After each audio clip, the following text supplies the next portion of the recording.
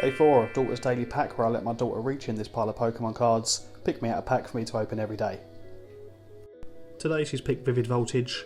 It's times 2 that video of her picking this pack because she was taking a long time to pick it, so hopefully she's picked the lucky one.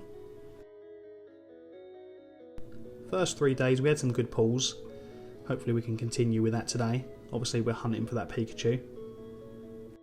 And don't forget, every pull is going into a binder that I'm going to give away at the end of the year if I hit 50,000 followers, so make sure you're following along so that can happen.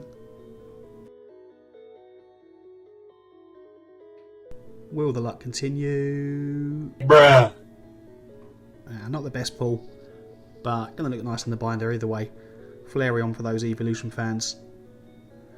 We'll add that in. That's day 4 done. Better luck for day 5. I'll see you tomorrow.